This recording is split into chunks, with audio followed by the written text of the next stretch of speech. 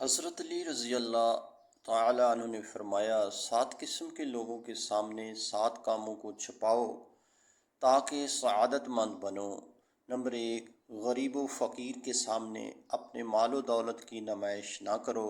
Number 2، بیمار کے سامنے اپنی صحت و سلامتی کی بات نہ کرو۔